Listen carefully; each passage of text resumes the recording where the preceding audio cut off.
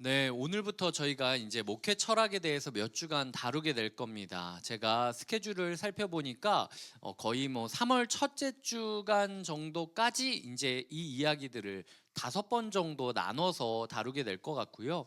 연속으로 5번이라기보다는 뭐 다른 뭐 행사도 있고 뭐 다른 일정들도 있기 때문에 아마 이렇게 드문드문 하게 될 예정입니다. 그래서 이번 겨울 방학 때는 우리 교회 목회 철학에 대해서 한번 고민하게 되는 시간을 가지려고 한다는 거죠. 어떻게 보면은 너무 늦기도 하고 어떻게 보면 지금이 적기기도 해요. 왜냐면은 사실 교회 처음 오셨을 때 이야기 드리고 싶었던 부분이긴 하지만 이거를 강의식으로 하지 않으면 어렵겠다라는 생각이 들어서 사실 치일피일 미루고 있었던 부분이기도 하거든요. 그런데 마침 또 이제 저희가 세움터 이룸터 체제로 넘어가면서 이제 본격적으로 곁에 있는 교회가 무엇인가, 우리는 무엇을 위해 이곳에 와 있는가라는 질문에 대해서 한 번쯤은 우리가 좀 고민해보고 방향을 좀 같이 일원화시키자라는 마음으로 이렇게 준비를 하게 됐습니다. 먼저 저희가 성경 구절을 읽을 텐데요. 교재에 있죠. 예레미야 29장을 먼저 살펴보도록 하겠습니다. 예레미야 29장 1절부터 14절까지 있는데요. 제가 드문드문 정해 두었습니다. 그래서 1절부터 14절까지 중에서 먼저 1절을 한번 같이 읽어볼까요? 시작.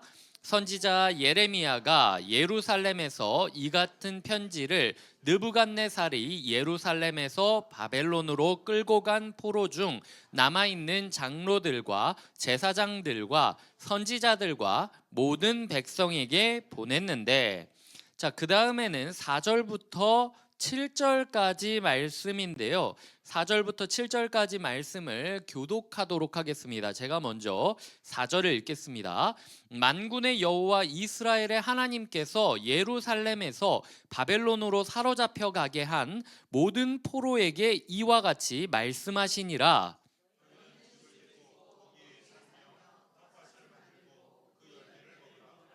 아내를 맞이하여 자녀를 낳으며 너희 아들이 아내를 맞이하며 너희 딸이 남편을 맞아 그들로 자녀를 낳게 하여 너희가 거기에서 번성하고 줄어들지 아니하게 하라. 너희는 내가 사로잡혀 가게 한 그 성읍의 평안을 구하고 그를 위하여 여호와께 기도하라. 이는 그 성읍이 평안함으로 너희도 평안할 것임이라. 자, 이제 마지막으로 10절부터 14절까지인데요. 이것도 교독하고 14절은 같이 읽겠습니다. 제가 10절을 먼저 읽겠습니다. 여호와께서 이와 같이 말씀하시니라. 바벨론에서 70년이 차면 내가 너희를 돌보고 나의 선한 말을 너희에게 성취하여 너희를 이곳으로 돌아오게 하리라.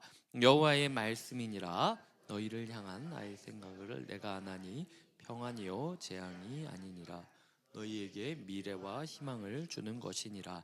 너희가 내게 부르짖으며 내게 와서 기도하면 내가 너희들의 기도를 들을 것이요 너희가 온 마음으로 나를 구하면 나를 찾을 것이요 나를 함께 이것은 여호와의 말씀이니라. 나는 너희들을 만날 것이며 너희를 포로된 중에서 다시 돌아오게 하되 내가 쫓아 보내었던 나라들과 모든 곳에서 모아 사로잡혀 떠났던 그곳으로 돌아오게 하리라. 이것은 여호와의 말씀이니라. 아멘. 오늘 우리가 읽었던 이 말씀을 보면은요, 우리가 지금 서 있는 이 자리가 어떤 자리인가, 어, 비록 바벨론 같은 포로로 끌려온 자리에 있다 할지라도 그곳은 결코 우연이 아니라는 거죠. 하나님의 계획 가운데 있고 하나님의 정해진 때가 될 때 돌아오는 것이지 우리가 임의로 이렇다 저렇다 평가하면서 손 놓고 있는 타이밍은 아니라는 이야기를 하는 것이 오늘 본문입니다. 사실 도시에 대해서 이야기를 할 때 많은 목사님들이 그리고 많은 신학자들이 이 구절을 근거로 도시에서 우리가 어떤 그리스도인으로 살아야 되는가라는 고민을 하게 됐는데요. 저는 개인적으로 1만 성도 파송 운동이라는 특수성을 갖고 이 구절을 좀 살펴보게 됐습니다. 곁에 있는 교회라는 교회에 있어서 가장 중요한 특징 중 하나는요, 제가 이 지역을 선택한 게 아니라는 거예요. 그리고 우리가 이 지역을 벗어나지 못한다는 겁니다. 예를 들어 어디 뭐 그 강원도 어디에서 100억을 줄 테니까 우리 보고 와서 거기서 교회를 시작해 달라라고 이야기를 해도요, 우리는 1만 성도 파송 운동으로 이 안에서 중원구에 있는 분들을 베이스로 해서 시작하는 교회이기 때문에 아무리 좋은 제안을 하더라도 움직일 수가 없어요. 그리고 실제로 29교회 안에서 서로 지역 구분이 명확하기 때문에 혹시라도 이제 예를 들어 그 지역을 넘어가게 되는 경우는 함께 고민하고 논의해서 꼭 그렇게 해야 되는 경우가 아니면은 되도록이면 본인의 지역에서 뿌리 내리기를 원칙으로 삼고 있는 교회입니다. 즉 우리 교회는 시작부터 뭐 예를 들어 제가 꿈을 꾸고 마음을 가져서 어디에서 교회를 시작하면 제일 교회가 잘 될까 이런 마음으로 중원구를 찾은 게 아니라 정말 분당 우리 교회에서 3번 제비뽑기를 했거든요. 이 줌으로 저희가 있었는데 저희가 다 줌으로 연결돼서 이 드림센터 세 공간에서 제비뽑기를 해가지고 제가 중원구에 운명적으로 된 겁니다. 그 이전까지 저는 성남시 중원구가 어딘지도 몰랐어요. 그래서 사람들이 성남시 중원구라고 얘기해서 그때부터 저에게 중원구가 어떤 지역인지 알려준 겁니다. 그러니까 저는 확실히 이야기할 수 있는 거죠. 제가 여러분을 이용하거나 아니면 이 지역에서 뭔가 해보려고 온 게 아니라 정말 어디로 보내시든지 저는 하나님이 보내시는 곳으로 가겠다라는 결단이 있었고, 그 결단이 성남시 중원구라는 지역으로 이어졌고, 그래서 저는 개인적으로 내 인생에서 하나님이 나를 보내신 곳은 성남시 중원구다라는 확신을 가지고 있고, 그리고 성남시 중원구는 내가 끝까지 머무를 공간이다 라고 생각을 하면서 목회를 하고 있는 거죠. 더 좋은 제안이 있다 할지라도, 더 큰 그 제안이 있다 할지라도, 그럼에도 불구하고 저에게 하나님이 주신 교회는 곁에 있는 교회고, 그 교회는 중원구에 있다라는 굉장히 특수성을 가지고 있는 교회가 1만 성도 파송 운동이라는 운동의 결과로 우리가 시작한 근거라는 거죠. 그런 이름으로 이제 우리가 목회 철학 5개를 다룰 텐데요. 첫 번째이자 가장 중요한 개념이 정주라는 개념입니다. 이 정주라는 개념의 제목을 제가 읽어드리자면 부제인데, 낙하산에서 내려와 숲을 이루기 위한 전략적 착륙이다. 이게 우리 교회의 시작점이라고 저는 생각하고 있거든요. 한번 낙하산에서 내려와 한번 읽어주시겠습니까? 시작. 낙하산에서 내려와 숲을 이루기 위한 전략적 착륙. 자, 우리가 성남시 중원구에서 시작을 했다고 해서 성남시 중원구에 있는 사람만 받느냐? 그건 아니에요. 성남시 중원구에서 시작했다고 해서 이사 간 사람들은 그럼 다른 교회로 보내느냐? 이제 안 받아주느냐? 그것도 아니에요. 우리는 성남시 중원구라는 지역을 기반으로 하고 있지만 이제는 조금씩 폭이 넓어지고 있는 상황인데, 이 2가지 측면, 성남시 중원구를 떠날 수 없다라는 것과 그럼에도 불구하고 이 우리 구성원들 가운데 성남시 중원구가 아닌 분들도 있다라는 2가지의 이야기를 어떻게 해석할 수 있을까라는 부분에 대해서 한번 고민해 보도록 하겠습니다. 자, 먼저 예레미야 29장 우리가 읽었던 부분을 살펴보자면요, 바벨론으로 포로로 끌려간 이스라엘 백성은 절망의 한복판에 있었습니다. 그 당시 하나냐라는 거짓 선지자들은 2년 안에 돌아갈 거다, 이제 곧 예루살렘으로 돌아갈 거다라고 이야기를 했는데요. 그런데 예레미야를 보내서 하나님이 한다는 이야기가 뭐냐? 여기는 대기실이 아니라는 거예요. 너희가 지금 머문 이 공간은 대기실이 아니라는 거죠. 5절에 보면 나오죠. 너희는 집을 짓고 거기 살며 텃밭을 만들고 열매를 먹으라. 6절에 보면은 너희가 거기에서 번성하고 줄어들지 아니하게 하라 라고 이야기하는 거죠. 그냥 수동적으로 뭐 어쩔 수 없이 끌려왔다 이렇게 마지못해 신앙생활하라는 게 아니에요. 여기에 끌려온 것조차도 하나님의 섭리가 있다라는 걸 믿고, 그리고 적극적으로 이 지역을 하나님 나라로 회복시키는 사람들이 될 사명을 주었다라는 거죠. 나아가 지금 예루살렘을 끌고 온 이방 백성이지 않습니까? 그런데 뭐라고 이야기하냐면 7절에 보면 그 성읍의 평안을 구하라. 이 평안이 샬롬이라는 단어입니다. 이스라엘은 서로가 서로에게 이야기할 때, 인사할 때 샬롬이라는 단어로 인사했어요. 그러니까 굿모닝, 안녕하십니까? 이 안녕이라는 단어가 평화, 샬롬이라는 것이죠. 이 그 성읍의 평안을 구하고 그를 위하여 여호와께 기도하라고 이야기하거든요. 왜냐하면 이 성읍이 평안해야 너희도 평안할 것이기 때문이다 라고 이야기하는 거예요. 이 도시 가운데, 우리 이 지역 가운데 우리가 교회로서 있다라는 것은요, 소극적으로 그냥 이 안에서 그냥 우리끼리만 이야기하고 은혜 받고 끝나라는 이야기가 아닙니다. 하나님이 우리를 이 성남시 중원구라는 지역에 심어두신 명확한 이유가 있고, 여기서 적극적으로 우리가 활동을 해야 된다는 거예요. 이 사람들이 지금 노예잖아요. 포로잖아요. 적극적이어 봤자 뭘 얼마나 적극적일 수 있겠습니까? 하지만 주어진 자리에서 하나님의 꿈을 꾸고 이 도시가 바뀌어갈 것을 꿈꾸면서 최선을 다하는 모습이 필요하다라는 거죠. 바벨론에 동화되는 것도 아니고 분리되어서 우리끼리만 개토화되는 것도 아니고 제3의 길, 우리가 속한 성읍의 평안을 꿈꾸는 것이 필요하다라는 거죠. 소위 말해서 곁에 있는 교회가 코맥스에서 떠났을 때 코맥스가 좋아했느냐 슬퍼했느냐, 곁에 있는 교회가 상대원에서 여수동으로 올 때 상대원에 있는 사람들이나 업체가 슬퍼했느냐 기뻐했느냐, 곁에 있는 교회가 여수동에서 지금 있는데 우리가 있음으로 인하여 이 건물과 이 지역이 교회가 있음을 더 행복해하고 있느냐, 아니면 더 번거롭고 더 짜증나고 더 불편하고 지네끼리 잘 지내지 왜 여기까지 와서 이렇게 북적거리냐라는 마음으로 있느냐. 이 부분에 있어서 우리가 있음으로써 이 블럭이 샬롬을 갖고 그리고 이 중원구 지역이 행복해져 있느냐, 하나님께서 묻고 계시다라는 거죠. 그런 면에서 보자면 우리가 문제를 좀 풀어보도록 하겠습니다. 자, 이제 첫 번째 문제죠. 하나님은 이쪽입니다. 하나님은 포로들에게 그들이 사로잡혀간 성읍의 땡땡을 구하고 기도하라고 명령하시죠. 뭘 구하라고 하셨죠? 평안을 구하라고 하셨죠. 자, 두 번째 문제. 다음 중 예레미야 29장을 통해 주신 하나님 명령에 대한 설명으로 가장 거리가 먼 것은 무엇인가? 자, 1번 포로 생활은 곧 끝날 것이니 현세의 삶에 안주하지 말아라.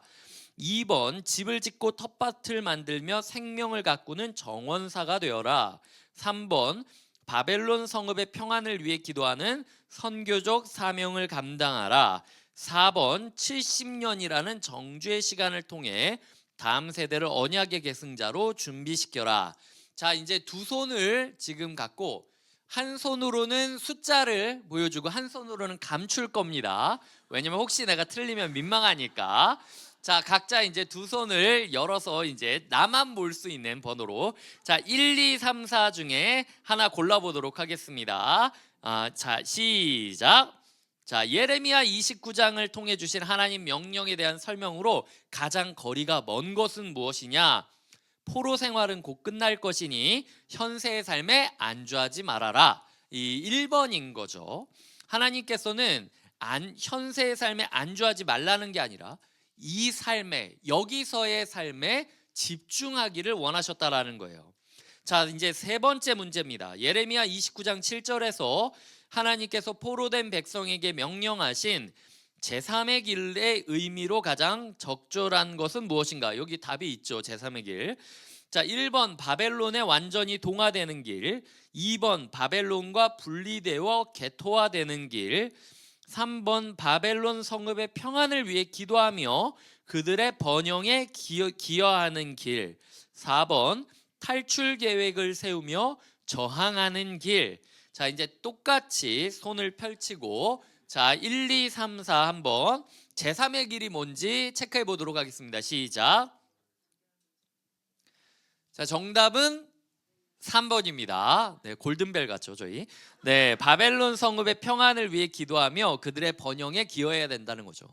그러니까 우리가 성남시 중원구에 뿌리를 내리게 하셨다라는 거는요. 나만의 신앙생활을 신경 쓰는 것 이상으로, 그건 개토화된 신앙이니까 우리를 통하여 이 지역이 더 하나님 나라가 되게 해달라고 기도하는 마음이 필요하다라는 거예요. 어쩌면 내가 은혜 받고 내가 감동받고 내가 행복한 것보다 내가 수고함으로 이 지역이 더 하나님 나라가 될 수 있다면 주님, 전 감동 덜 받아도 됩니다. 주님, 저는 은혜 덜 받아도 됩니다. 주님, 저는 조금 더 고생해도 됩니다 라고 이야기할 수 있는 사람들이 되는 것이 하나님께서 우리에게 주신 모습이라는 것이죠. 자, 이제 아까 읽었던 마지막 부분을 다시 생각해 보자면요. 예레미야 29장 11절에 보면 우리가 굉장히 좋아하는 구절이에요. 이 11절이 뭐라고 이야기하죠? 11절에 보면은 너희를 향한 나의 생각을 내가 아나니 평안이요 재앙이 아니니라. 너희에게 미래와 희망을 주는 것이니라. 우리는 이 구절을요, 스스로를 위로할 때 많이 사용해요. 근데 실제로 이 구절은요, 하나님이 너희에게 포로로 끌려간 그곳이라 할지라도 끝까지 포기하지 말아라. 내가 거기서 너희에게 미래와 희망으로 있기 때문이다 라고 소명을 읽어주는 동력으로 사용할 때 사용하시는 본문이라는 거죠. 70년이라는 뿌리 내리는 시간을 통해서 모두 다 살아갈 수 있을까요? 아니에요. 그 중에 대다수는 죽을 겁니다. 하지만 지금 약속을 받은 우리가 죽는다 할지라도 우리 다음 세대가 약속의 땅으로 준비되어 돌아갈 수 있다면 기꺼이 내가 여기서 포로 같은 인생을 살면서 떠날 수 있다라는 결의를 가지고 살아가는 사람들 때문에 이스라엘이 살아가고 있고 회복될 수 있었다라는 것을 기억하셔야 된다는 거예요. 하나님께서는 우리가 이 지역 가운데 그렇게 뿌리 내리는 사람들이 되기를 원하고 있다라는 거죠. 구약의 한 구절을 읽었다면 이제 신약의 본문을 읽도록 하겠습니다. 사도행전 17장 26절과 27절을 제가 적어놨는데요. 한번 17장 26절 27절을 읽어주셨으면 좋겠습니다. 시작. 인류의 모든 족속을 한 혈통으로 만드사 온 땅에 살게 하시고 그들의 연대를 정하시며 거주의 경계를 한정하셨으니 이는 사람으로 혹 하나님을 더듬어 찾아 발견하게 하려 하심이로되 그는 우리 각 사람에게서 멀리 계시지 아니하도다. 자, 여기 보시면 이제 밑줄을 그셔야 되는데요. 26절에 보면은 연대를 정하시며 거주의 경계를 한정하셨으니 이 부분을 밑줄 그시고요. 그리고 27절에 보면 더듬어 찾아 발견하게 하려 하심이로되 라는 부분을 밑줄 그으시면 됩니다. 이 26절은요, 우리가 지금 이 자리에 있는 게 우연이 아니라고 이야기를 하고 있어요. 이 거주의 경계를 한정했다라는 이 호로데시아라는 단어는요, 입법자가 법을 정하는 사람이 법을 제정하듯이 하나님께서 우리를 이 자리에 보내신 의미가 있다라고 이야기를 하고 있어요. 내가 그냥 우연으로 보낸 게 아니라 그냥 충동적으로 보낸 게 아니라 의도를 가지고 보냈다라는 거죠. 우리가 이제 창조자가 되자라는 꿈을 가지고 지금 한 해를 보내고 있는데요. 창조자가 된다는 게 신박한 일을 하는 게 아니라 우리의 시간과 공간에 하나님의 선한 의도가 녹아 있어야 된다. 선한 의도에 어울리지 않는 걸 가지치기 하고 선한 의도에 어울리는 것은 집중해야 된다라고 이야기했는데 그게 바로 이런 이야기인 거예요. 하나님께서 우리를 이 자리에 이 시간에 모아두신 것은 이유가 분명히 있다라는 것이죠. 카이로스, 이 연대라는 단어가 카이로스인데 이 크로노스랑 카이노스라는 단어의 차이가 있습니다. 똑같은 시간을 뜻하는 단어인데 크로노스는 그냥 흘러가는 시간이고요. 카이로스는 하나님께서 정확하게 의도를 가지고 그 목적을 가지고 주신 시간이 카이로스의 시간이라는 것이죠. 그래서 우리가 거주의 경계를 정하신 분도 하나님이시고, 단순히 흘러가는 게 아니라 사명이 부여된 목적이 있는 공간 가운데, 시간 가운데 우리가 지금 있다라는 거죠. 그래서 우리가 무엇을 해야 되느냐, 보시면은 더듬어 찾아야 된다는 거예요. 이 더듬어 찾다라는 단어가 프실 라파오라는 단어인데요. 이 어둠 속에서 빛을 찾아서 더듬더듬거리는 모습을 뜻할 때에 이 단어를 쓰고 있습니다. 그러니까 하나님께서 분명히 나를 여기다가 이 타이밍에 두신 게 이유가 있는데, 하나님이 나를 이 타이밍에 곁에 있는 교회에 불러주신 게 분명히 의미가 있는데 나는 그 의미를 못 찾고 있잖아요. 그러면 안 된다는 거예요. 하나님이 나라는 사람을 여기 왜 불러주셨을까? 하고 많은 교회가 있는데 왜 이 교회로 불러주셨을까? 고민하면서 끝까지 더듬거려야 된다는 거죠. 그렇게 더듬거리다 보면 창조자 되신 하나님을 붙잡을 수 있다는 거예요. 아, 이래서 하나님이 나를 여기 보내셨구나. 우연이 아니라 운명이구나. 이거는 우리 교회도 그렇죠. 하나님 왜 굳이 성남시 중원구에 교회를 또 하나 만들게 하셨을까? 이렇게 성남시 중원구에 교회가 많은데 왜 굳이 우리 교회를 또 한 번 시작하라고 하시는 걸까? 계속해서 더듬어 찾아가야 되는 거예요. 선명하지 않더라도 끝까지 몸부림치면서 찾아가는 그런 과정을 통하여 때로는 고뇌하고 때로는 씨름하면서 창조주 하나님을 붙잡고 물어보게 된다면요, 하나님의 존재를 찾게 되고 하나님의 뜻을 따라 살아가는 우리를 바라볼 수 있게 해주시겠다라는 것이 바로 이 17장에서 이야기하고 있는 모습이라는 거죠. 그런 부분에 있어서 우리가 이제 이 페이지에 있는 퀴즈를 한번 풀어보도록 하겠습니다. 자, 보시면은 이거 첫 번째 문제는 좀 어려우니까 그 첫 번째 문제 잠깐만요. 3페이지구나. 네. 그 내가 태어난 국가, 속한 민족, 그리고 지금 발딛고 있는 구체적인 삶의 자리는 우연의 결과가 아니라 하나님의 뜻을 이루기 위해 정해두신, 이거는 제가 이야기 드리겠습니다. 거룩한 지정석입니다. 우리는 자유석에 앉아 있는 게 아니라는 거예요. 하나님께서 의도적으로 거룩한 지정석으로 너는 여기 있어야만 돼, 너는 이 자리에 앉아 있어야만 돼 라고 우리를 불러주셨다라고 이야기를 하고 있다라는 거죠. 그런 부분에 있어서 구약의 구절도 그렇고 신약의 구절도 그렇고 우리가 때로 포로 가운데 있다라고 느껴지는 절망적인 상황이라 할지라도, 그럼에도 불구하고 하나님께서는 우리를 이 시간 이 공간에 두신 분명한 의도가 있으시다. 그 의도를 찾아가는 것이 그리스도인의 삶이고, 그 의도를 찾아가기 위해서 우리는 우리가 처한 이 공간을 하나님 나라로 바꿔가려는 노력을 해야 되고, 그게 바벨론이라 할지라도, 그리고 우리가 보이지 않는 이 미래 가운데 예수님이 승천하시고 제자들이 흩어진 이 파송의 상황이라 할지라도, 그럼에도 불구하고 더듬어 가면서 몸부림치면서 하나님의 의도를 찾으면서 나가야 된다라는 것이 성경의 교훈이라는 거죠. 자, 이제 이 말씀을 가지고 우리 교회에 대해서 그리고 우리 신앙에 대해서 한번 고민을 해보도록 하겠습니다. 여러분 여행 좋아하시나요? 여행이 우리에게 주는 해방감이 참 달콤합니다. 저는 뭐 그 마일리지 써야 되는 게 있어가지고 올해가 지나면 이제 마일리지가 다 끝난다 그래가지고 이미 작년에 이제 마일리지로 제가 예약을 해둔 게 있어요. 그래서 공짜 여행이니만큼 얼마나 기대가 되겠습니까? 그래서 어제도 이제 제가 유튜브에서 그 여행 갈 곳을 클릭하면서 이제 자동적으로 제 알고리즘에 그 나라만 이제 나오고 있는데, 그러면서 지금 한참 남은 건데도 제 마음 가운데 벌써 이미 거기 가 있는 듯한 즐거움이 느껴질 때가 있어요. 여행은요, 우리에게 참 큰 즐거움을 줍니다. 그런데 돌아갈 집이 없이 여행만 다닌다라고 생각하면 어떤 생각이 드세요?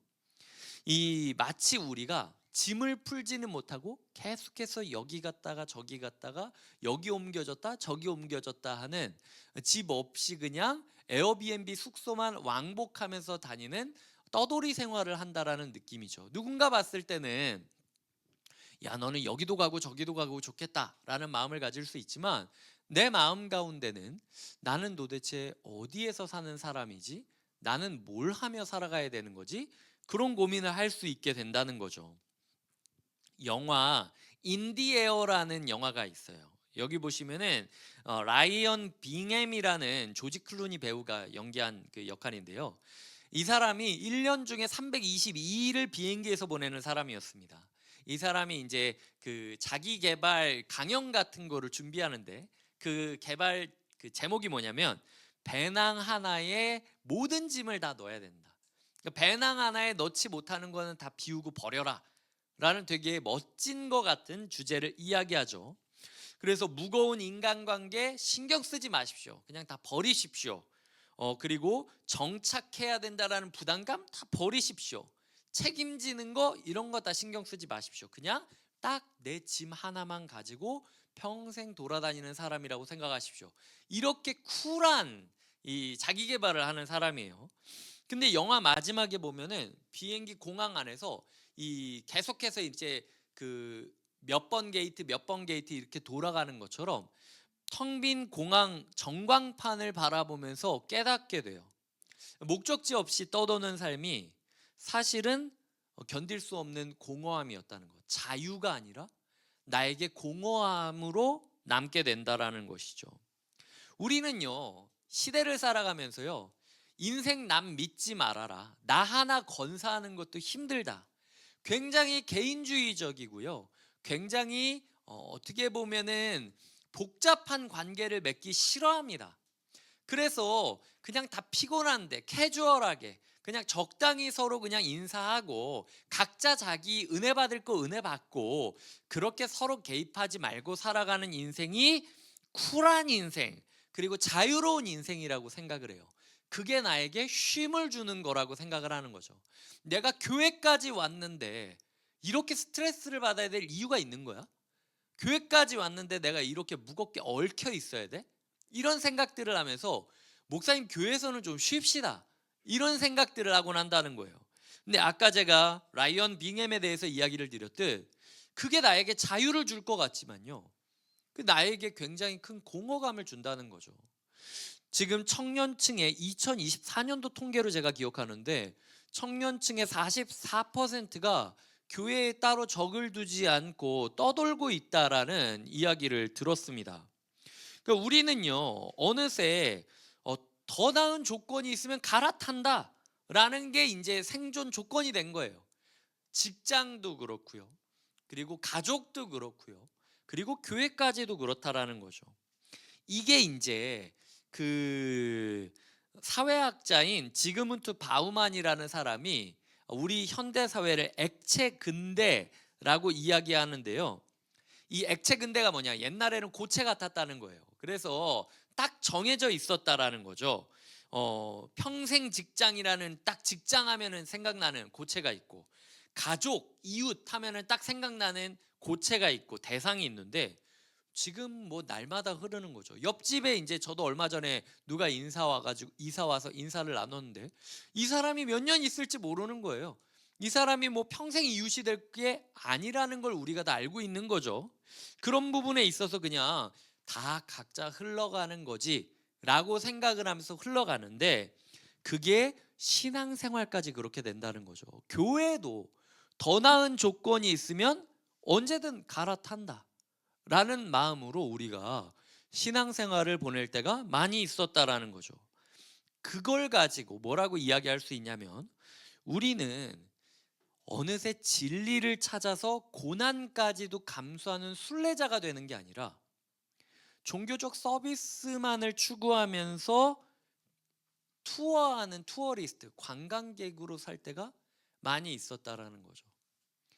이런 부분에 있어서 우리가 우리의 영혼을 한번 돌아봐야 됩니다. 내가 혹시 하나님의 소명을 따라, 저는 교회 옮길 수 있다고 생각해요. 근데 그게 하나님의 소명을 따라서 순례를 하듯이 정말로 하나님의 의도를 담고 하나님의 고민을 담으면서 결정하는 게 아니라 그냥 여기 좋다고 하니까 여기 가고 저기 좋다고 하니까 저기 가고, 근데 얽히기는 싫으니까 물러서 있고, 이건 아니라고 이야기하고 싶다는 거죠. 관광객이 아니라 백화점에서 계속 이렇게 구경하는 구경자가 되는 게 아니라 순례자가 되기를 원한다라는 거죠. 하나님께서 그게 신앙이라고 생각한다는 거예요. 그래서 이제 이 3페이지 문제 보면 나오죠. 액체 근대 시대는 우리를 진리를 위해 고난을 감수하는 무엇이 아니라 순례자가 아니라 종교적 서비스를 소비하는 관광객으로 만들었다라고 이야기할 수 있습니다. 자, 그럼 그 다음 문제 한번 볼까요? 순교자는 종교적 서비스를 평가하고 소비하는 태도를 가지며 관광객은 진리를 찾기 위해 고난을 감내한다라는 말이 있는데요. O일지 X일지 한번 체크해 보십시오.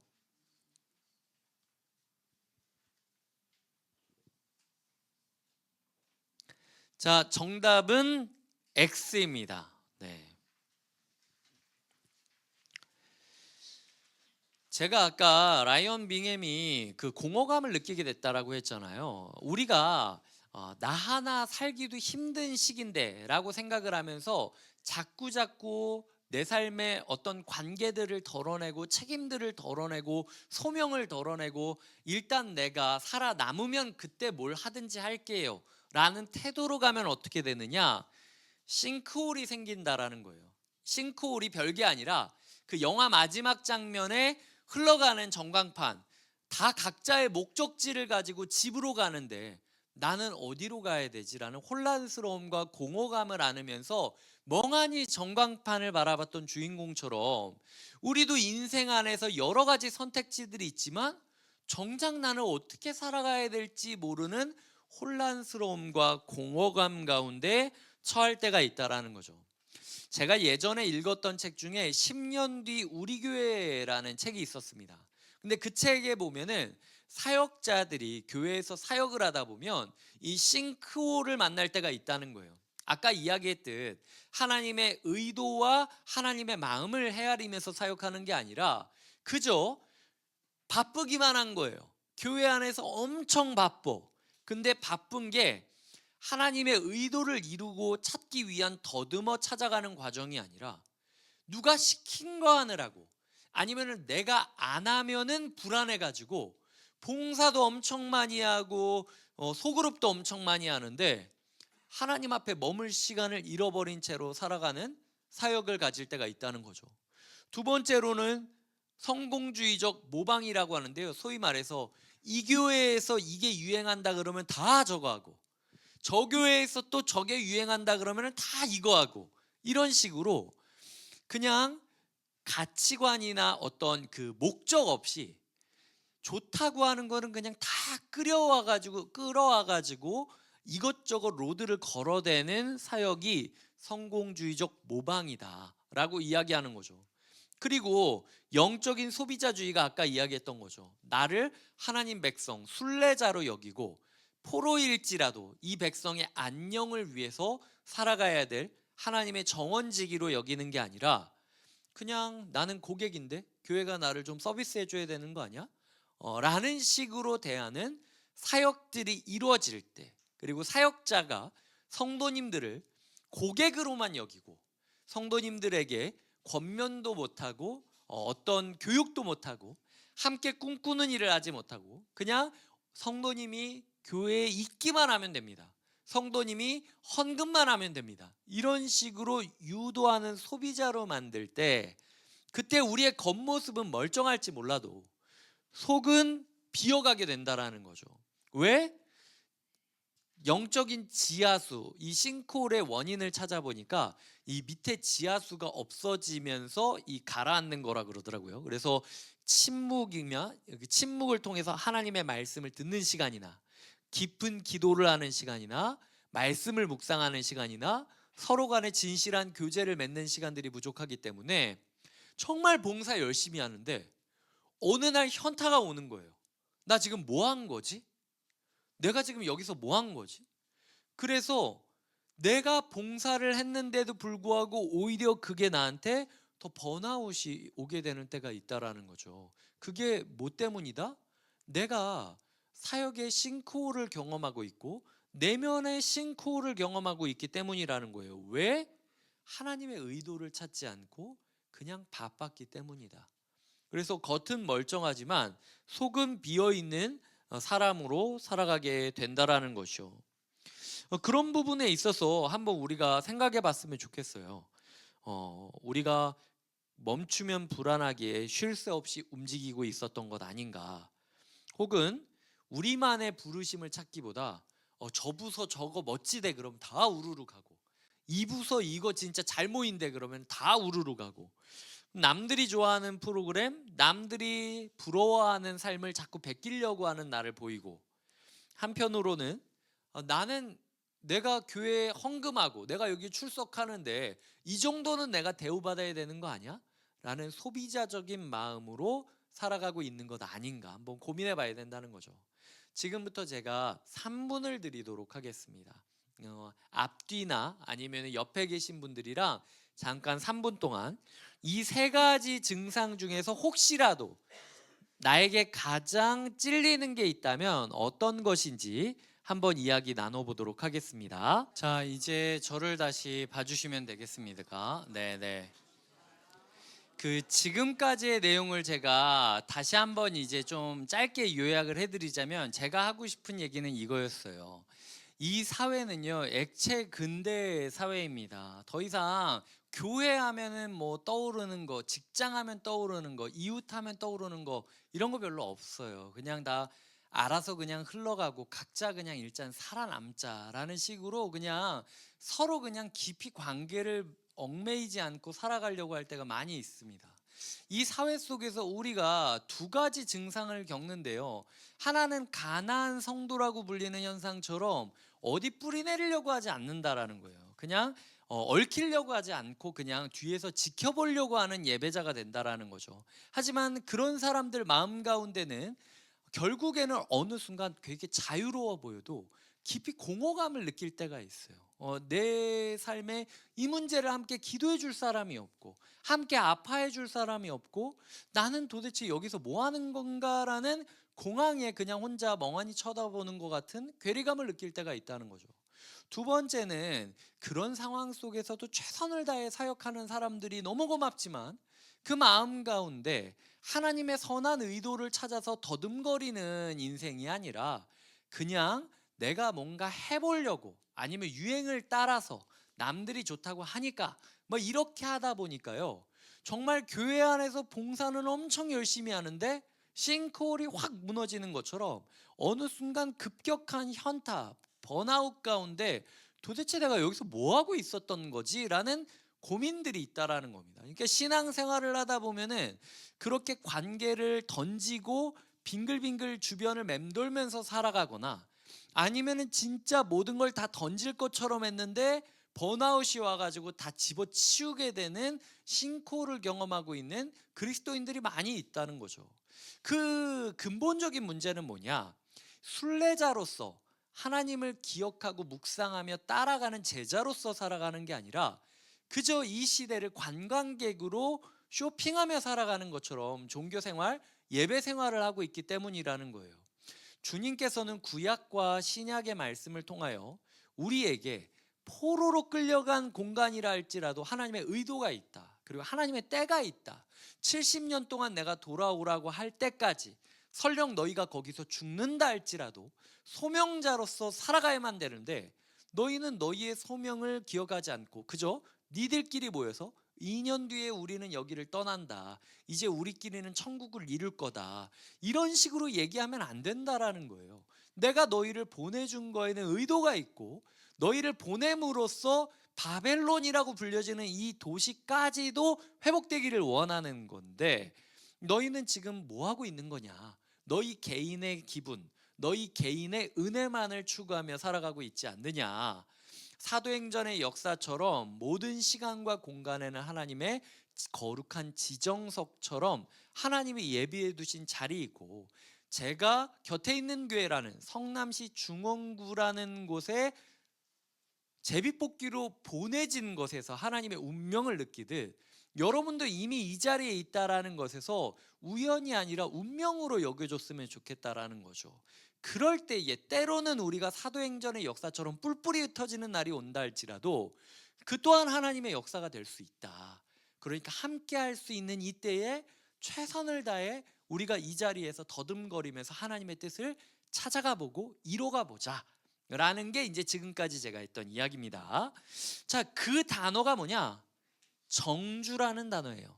이 정주라는 단어는요, 최근에서야 부각되고 있는 단어입니다. 왜냐면은 처음에 초대교회 가운데 수도원 운동을 할 때 많이 쓰이던 단어였는데 어느 순간 잊혀지고 있었던 단어였거든요. 그래서 곁에 있는 교회의 목회 철학이 뭐냐라고 물어보면 첫 번째가 정주다. 왜냐면 우리는 1만 성도 파송 운동으로 성남시 중원구에 뿌려졌기 때문에, 성남시 중원구를 벗어날 수 없는 교회가 돼버렸기 때문에, 성남시 중원구 사람만 받을지 성남시 중원구에 있다라는 걸 잊어버리고 그냥 지역을 무시하고 우리끼리 은혜 받을지, 그것도 아니면 성남시 중원구로부터 시작되는 하나님의 기적을 보기 위하여 이곳에 하나님의 베이스 캠프를 차릴지를 결정해야 된다는 거죠.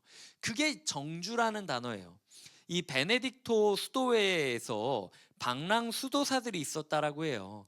여기도 다니고 저기도 다니고 얼마나 멋져 보입니까? 근데 나중에 알고 보니까 그렇게 이리저리 떠도는 수도사들이 자유로워 보였지만 실제로는 성숙하지 못하고 욕망에 이끌려 살아가는 걸 많이 보게 됐다고 해요. 그래서 이 수도 공동체가 하나님께서 우리를 여기에 보내주셨다면 우리가 일단 여기에서 뿌리를 맺자, 뿌리를 뿌리를 내리자라는 단어였다는 거죠. 이 라틴어로 정주라는 이 단어가 머무름과 뿌리 내림을 뜻한다라고 합니다. 그냥 거주함을 뜻하는 게 아니에요. 하나님이 나를 이곳에 심으셨으니 나는 이곳에서 꽃을 피우고 열매를 맺겠다라는 서약을 하는 거죠. 그런 면에서 이제 저희가 한번 퀴즈를 풀어보도록 하겠습니다. 정주의 의미를 가장 잘 설명한 것은 무엇입니까? 1번 마음에 드는 곳에 잠시 머무는 것, 2번 상황이 좋아질 때까지 기다리는 것, 3번 하나님이 심으신 자리에서 열매 맺겠다는 거룩한 서약, 4번 자유롭게 여러 교회를 탐방하는 것. 정주에 대해서 우리가 한번 생각해 보도록 하겠습니다. 자, 이제 정주에 대해서 저희가 이제 퀴즈를 한번 풀어봤는데요. 한번 번호를 이제 두 손으로 한번 해볼까요? 자, 1, 2, 3, 4. 자, 한번 각자 자기가 든 번호를 보여주시고, 예. 자, 정답은 3번입니다. 하나님이 심으신 자리에서 열매 맺겠다는 거룩한 서약인 것이죠. 근데 이제 우리가 신앙생활하다 보면은 우리가 하나님이 보내주신 의도를 따라 살아가는 게 아니라 집값을 따라 살아갈 때가 많이 있어요. 그러니까 하나님의 선한 의도가 중요한 게 아니라 집값, 평수, 학군 이게 중요하다라는 거죠. 그 어느새 우리가 하나님의 의도를 따라 뿌리 내리려는 생각이 아니라 어디에 가면은 투자 가치가 높을까? 이런 거를 생각하고 있다는 거죠. 이게 이런 부분에 있어서 우리가 진짜 교회다운 교회를 이루고 있는가라는 고민을 좀 해볼 필요가 있다는 겁니다. 이게 실제로 우리 교회 시작하고 나서 벌써 몇 번이나 제안이 왔었어요. 땅 사라고. 땅 가격도 다 비슷비슷합니다. 네. 근데 이제 왜 교회 시작할 때부터 지금 벌써 한 3-4번째 연락이 온 거였는데, 일단 첫 번째로는 우리 교회가 돈이 많다고 생각하나 이 사람들이? 라는 생각이 이제 들었고, 두 번째로는 그러면서 뭐라고 이야기하시는 분도 있었냐면, 어떤 분은 일단 사라, 종교부지로 나왔다, 일단 사면 그냥 가건물을 지어도 값이 오른다, 그러면 여기서 월세 내는 것보다 훨씬 더 좋지 않겠냐. 어떻게 좀 땡기십니까? 그러니까 좋은 하나님이 가라고 하는 사명이 있다면 예를 들어 저는 갈 수 있다고 생각해요. 사야 되는 때가 있을 거라고 생각해요. 우리가 꼭 월세만 해야 된다 이거는 아니에요. 근데 그냥 땅값이 오를 걸 기대하면서 우리가 판단을 그렇게 내린다. 이게 기독교인이 내리는 판단이 맞나? 라는 고민들을 우리가 해봐야 된다는 거죠. 하지만 우리가 신앙생활하면서 어때요? 교회를 정하고 신앙생활하는 기준들이 그냥 내가 아이 학군을 찾아갔으니까, 내가 땅값을 높이기 위해서 옮긴 곳에서 찾다 보니까, 이런 식으로 우리가 여러 가지의 목적들을 가지고 고르게 된다는 거죠. 그렇게 치자면요, 성남시 중원구는 힘든 지역이에요. 제가 왜 힘든다 그러냐면, 성남시 중원구에 제가 처음 와서 지역 조사를 했는데 3분의 1은 공장지대예요. 사람이 안 살아요. 3분의 1은 재개발 앞두고 있어요. 지금 그래서 거의 아마 띠띠우 그러죠. 그리고 나머지 부분들만 남았어요. 여수, 도천, 뭐 그 저기 성남동, 뭐 하대원동, 뭐 이런 몇 개 지역만 지금 남겨져 있고, 나머지는 그렇게 되면 이제 제 입장에서 봤을 땐 제가 이제 29교회 가가지고 항의할 수 있지 않겠습니까? 아니 왜 자기들은 다 이렇게 사람들 엄청 많은 지역 이렇게 분배했는데 나는 내가 분배한 것도 아닌데 이게 어떻게 분배를 할 때 이거 왜 이 사람 없는 3분의 2는 없는 지역으로 이렇게 해놨냐라고 얘기할 수 있지 않겠습니까? 근데 그게 아니라 하나님께서 이 자리에 우리를 두신 이유가 있을 거라는 생각으로 우리가 뿌리 내려야 된다라는 거죠. 29교회 중에 어떤 목사님은 저한테 그렇게 얘기도 하기도 했었어요. 제가 처음 중원구 됐다라고, 중원구가 어디예요? 이렇게 물어봤을 때 그분이 저한테 뭐라고 이야기했냐면, 그분이 이제 이렇게 얘기했어요. 성남시 중원구는 가서 10년은 그냥 아무것도 안 하고 버텨야 돼. 10년 뒤부터 기적이 일어날 거야 거기는. 그리고 이제 그분이 이제 거의 예언하다시피 거기 교회 시작할 때는 성남시청 앞밖에 없어 라고 했거든요 그분이. 근데 어찌어찌 하다가 이제 그렇게 된 거죠. 네네.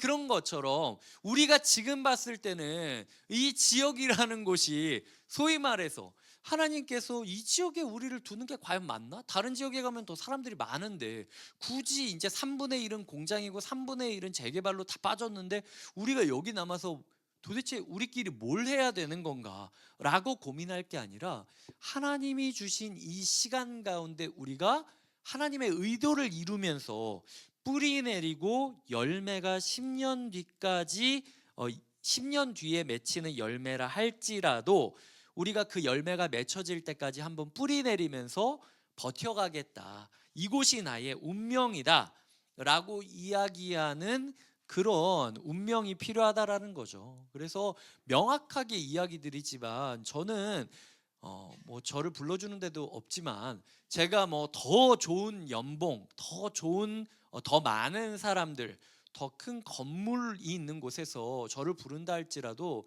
제가 가지는 않아요. 왜냐하면은 하나님께서 저를 보내신 곳이 여기라는 저는 확신이 있기 때문이에요. 제가 야망을 가지고 제가 투자를 해가지고 제가 설득을 해가지고 여기 왔다. 그러면은 저는 여기에서 항상 흔들리겠죠. 내가 뭔가 잘못 생각해서 그런가? 근데 여기 일만 성도 파송 운동으로 여기까지 오는 내내 저는 한 번도 제 의지로 제가 야망을 가지고 여기에 합류한 적은 없어요. 항상 끝까지 더 낮은 곳이 어딜까? 하나님이 원하는 목적지가 어딜까? 이런 고민을 하면서 왔기 때문에 저는 여기서 뿌리 내리려고 생각하고 있다라는 거죠. 여러분들도 이런 지점에 있어서 우리가 뿌리 내리는 자로서 살아가고 있는지를 고민해 보아야 된다라는 거예요. 자, 그런 의미에서 이제 제가 두 가지 이미지를 좀 보여드리려고 해요. 첫 번째로는요, 낙하산 타고 내려오는 겁니다. 지금 그 분당우리 교회라는 엄청나게 큰 전투기에서, 항공기에서 29교회가 지금 낙하산 타고 각자의 지역으로 내려간 거예요. 레저하려고 내려간 겁니까? 아니에요. 그 건강한 교회를 여기서도 이루면서 이 나라 전체가 하나님의 나라가 되기를 꿈꾸는 마음으로 그 씨앗들이 되는 마음으로 우리가 지금 이 자리에 내려왔다라는 거죠. 그래서 그냥 레저로 그냥 우리가 떠난 게 아니다. 파송을 받았다라는 거는 그냥 육체만 건너왔다는 게 아니라요. 의도를 가지고 우리가 보냄 받았다라는 거예요. 그렇다면 그 의도를 가지고 우리가 여기서 뭘 해야 되느냐? 전진 기지를 지어야 돼요. 베이스 캠프를 만들어야 돼요. 근데 낙하산 접지도 않고 그냥 어영부영하면서 자기들끼리 간식 먹고 있다 그러면 이 영적 전쟁터에서 살아갈 수가 없게 된다라는 거죠. 그렇기 때문에 이제 우리는 낙하산을 접고 뿌리를 내려야 돼요. 더 이상 우리의 마음 가운데 내가 이제 파송받았다. 이제 어떻게 될까? 나에게 어떤 일이 있을까? 이런 흥분이나 기대감을 잠깐 내려놓고 이제는 본격적으로 내가 전진 기지를 만들기 위해서 삽질을 하는 시간이 좀 필요하다라는 거죠. 그게 지금 시간이라는 거예요. 이 분화분이라는 개념이 있습니다. 이 분화분이라는 개념이 뭐냐면요. 화분에 심긴 나무가 너무 커지면 뿌리가 화분 벽을 타고 빙글빙글 돈다고 해요. 그러니까 뿌리가 있음에도 불구하고 역할을 하지 못하고 빙글빙글 맴도는 거죠. 그래서 뿌리끼리 서로 엉키니까 숨을 못 쉬고 죽어가는 거예요. 이게 분화분입니다.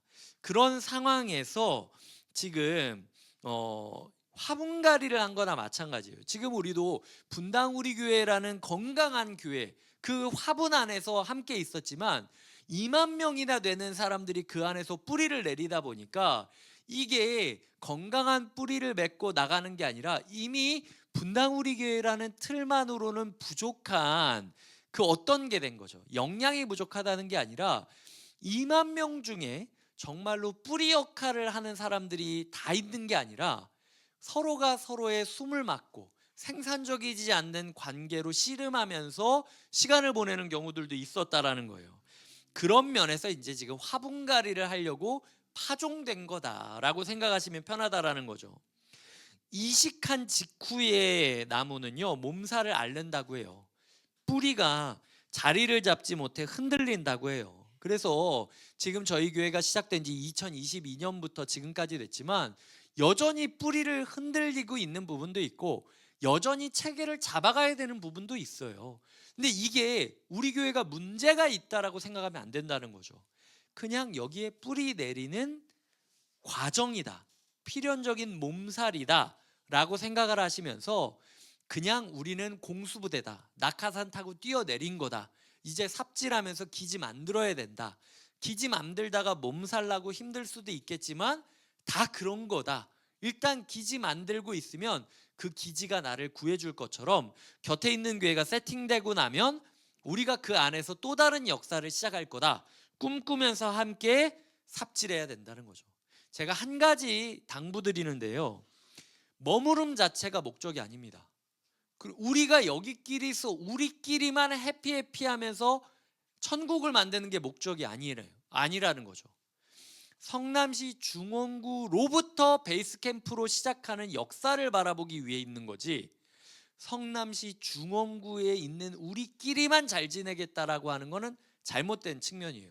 그런 면에서 이제 우리 교회도 중원구에 있는 사람들로만 시작했지만 중원구에 있지 않는 사람들이 많이 필요한 상황이 됐어요. 왜냐하면 이제 여기를 베이스 캠프 삼아서 뻗어나야 되는 시간이 됐기 때문이라는 거죠. 그런 부분에 있어서 우리 교회가 처한 상황이 있음을 기억하셔야 됩니다. 그렇다면 구체적으로 뿌리 내리는 게 뭐냐? 세 가지 이미지로 제가 설명을 드리려고 해요. 첫 번째로는요, 연결입니다. 이 정주를 어떻게 할까 제가 생각을 했더니 첫 번째, 서로 엉켜 있는 게 필요해요. 뿌리를 깊게 내리기 전까지 어떻게든 우리가 버티고 서 있으려면요, 뿌리끼리 서로 엉키면서 힘을 좀 견고하게 만드는 게 필요하다는 거죠. 미국의 레드우드라는 나무는요, 높이가 100m까지 올라간다고 해요. 근데 뿌리는 3m밖에 안 된다고 합니다. 그러니까 1년에 1m라고 했을 때 우리 교회가 처한 길이가 3m 정도 지금 뿌리를 내린 거겠죠. 이 얼마 안 되는 교회, 얼마 안 되는 뿌리 내림의 과정 가운데도 100m 올라갈 수 있는 이유가 뭐냐? 뿌리끼리 연결돼 있기 때문이에요. 땅 속에서 서로의 손을 꽉 잡고 영양분까지 나눠준다고 해요. 폭풍이 불 때 한 그루가 버티는 게 아니라 나무와 나무끼리 서로 손잡고 버텨가는 나무가 이 레드우드 나무라는 거죠. 그래서 우리 교회 가운데 지금 가장 필요한 거는요, 우리가 역사가 오래되고 전통이 오래되고 내공이 오래되고 이게 아닌 상황이기 때문에 어떻게든 서로가 서로한테 붙잡고 서로를 좀 지켜줘야 될 필요가 있어요. 그래야 그 다음에 우리가 10년, 20년 되면 자연스럽게 이게 문화가 되고 전통이 되면서 우리 교회가 교회다운 교회가 될 수 있도록 지켜주는 거지, 그게 아니면 쉽지 않다라는 거죠. 그래서 내가 흔들릴 때 당신이 나를 잡아달라 라고 이야기할 수 있는 사람을 만들어가는 것, 이것이 우리가 정주를 위해 필요한 첫 번째 연결이라는 키워드라는 거죠. 자, 두 번째로 보자면 동화라는 단어입니다. 이 동화라는 단어는요, 닮아간다는 뜻이에요. 한국 선교사에 보면은 서서평 엘리자베스 쉐핑이다 라고, 제가 기억하기로는 이분이 독일에서 온 여선교사님으로 기억하고 있는데, 100년 전 조선에 온 서서평이라는 분은요, 상황이 좋아지면 내가 돌아가야지 이렇게 생각하지 않았어요. 그리고 상황이 나빠지면 도망쳐야지 이렇게 생각하지도 않았습니다. 이 여인은 평생 고무신을 신고 보리밥에 된장국을 먹고 가장 가난한 이들과 똑같이 살았다라고 해요. 그녀의 침대 밑에는 나는 성공하기 위해 여기 온 게 아니라 섬기러 여기 온 거다라는 마음이 있었다라는 거예요. 그 마음으로 무엇을 했다? 닮아가려고 노력을 했다라는 거예요. 서로 연결하라 그러면요, 서로 힘들어해요. 너무 다르다고. 근데 닮아가려는 노력을 하면서 연결을 해야 서로 같이 뿌리를 내릴 수 있다라는 거죠. 정주라는 단어는요, 여기 만나게 해주신 성도님들을 닮아가려고 노력해보는 거예요. 이해하려고 노력해보는 거예요. 하나님이 나에게 주신 운명으로 여기고 서로를 배워가야 된다라는 거죠. 그래서 여기 퀴즈가 있죠. 서서평 선교사의 삶을 통해 본 동화의 의미로 가장 거리가 먼 것이 뭐냐? 1번 이웃의 삶에 참여자가 되는 것, 2번 나의 조국처럼 여기며 스며드는 것, 3번 성공을 최우선 목표로 삼는 것, 4번 섬김의 자세로 기득권을 내려놓는 것. 정답은 3번입니다. 이런 부분에 있어서 우리가 여기 곁에 있는 교회에서 내 신앙생활, 내 영적 커리어를 성공하려고 하는 게 아니라 하나님께서 마주하게 해주신 사람들을 닮아가면서 섬기며 살아가겠다라고 꿈꾸는 것이 필요하다라는 거죠. 마지막 제가 세 번째로 생각했던 것은요, 인내입니다. 이 인내, 시간과의 싸움이 필요하다는 거예요. 한순간에 갑자기 변하지 않는다라는 거죠. 제가 한국 분인 걸로 기억하는데, 이 나무에 대한 책을 읽다가 아카시 나무라는 것과 회양목이라는 거의 차이에 대해서 제가 보게 됐어요. 아카시 나무는요, 굉장히 빨리 자란다라고 합니다. 근데 속이 무르다고 해요. 태풍이 오면요, 제일 먼저 부러진다고 해요. 근데 회양목이라는 나무는요, 1년에 손가락 한 마디만큼 자란다고 해요. 1년에 손가락 한 마디만큼 자라는 거죠. 답답할 정도로 느리게 자란다는 거예요. 근데 그렇게 답답할 정도로 느리게 자라는데 그냥 자라는 거냐? 조직이 견고해서 뒤틀림이 없어요. 그래서 조선시대나 이럴 때에 왕의 도장 재료로 쓰여지기도 했다라고 합니다. 결국은 하나님께서는 우리에게 곁에 있는 교회가 아카시 나무처럼 빨리 성장하고 크게 멋지게 보이기를 원하시는 게 아니라는 거예요. 의도적으로 이 지역 가운데, 사람이 이 도시의 3분의 1밖에 남지 않은 이 도시에, 어쩌면 10년을 기다려야 되는 이 도시 가운데 우리를 두신 이유가 뭐냐? 내가 너희한테 원하는 건 빨리 성장하라는 게 아니라 왕의 도장이 되는 걸 원하는 거다. 너희가 더디더라도 손가락 한 마디만큼 자란다 할지라도 너희 조직이 견고해 뒤틀림이 없이 너희가 오롯이 자라간다면 그것으로 말미암아 시작되는 역사가 있지 않겠냐. 하나님께서 우리에게 주시는 희망이라는 거죠. 자, 이제 퀴즈 풀도록 하겠습니다. 보시면은 그 6쪽에 있죠. 더디게 자라지만 단단해 왕의 도장 재료가 되는 나무 이름이 뭐라 그랬죠? 회양목입니다. 자, 정주의 로드맵에 대한 설명으로 올바르게 짝지어지지 않은 것, 제가 세 가지 이야기 드렸는데요. 첫 번째, 연결. 레드우드처럼 공동체 안에서 서로의 뿌리를 얽어매는 것이 필요하다. 두 번째, 성장. 아카시 나무처럼 빠르게 성과를 내어 영향력을 확대해야 된다. 3번, 동화. 서서평 선교사처럼 세상 속으로 들어가 그들의 삶에 참여해야 된다. 4번, 인내. 회양목처럼 더디더라도 거룩한 지루함을 견디며 내면을 채우는 것. 가장 올바르지 않는 게 몇 번이죠? 2번입니다. 네. 이런 부분에 있어서 우리 교회가 나가려고 하는 방향에 대해서 우리가 깊이 고민해 보는 게 필요해요. 마지막으로 이제 미나리에 대해서 이야기를 드리려고 끝나려고 하는데요. 영화 미나리를 보면은요, 마지막에 이 미나리가 나와요. 제목이 미나리잖아요. 이게 뭐냐? 이 이민자, 1세대 이민자들이 어떻게 살아갔느냐. 이 이민자들이 이 미국 안에서, 이 외국 안에서 어떻게든 제대로 살아보려고 막 농사도 짓고 뭐 해요. 근데 뭐 서로 막 싸우기도 하고 틀어지기도 하고 결국에는 막 열심히 농사 지었는데 도와주려고 하다가 불이 나가지고 다 만들었던 게 다 없어지거든요. 그런데 우연히 뿌렸던 이 미나리가 자기도 모르게 너무 많이 자라버린 거예요.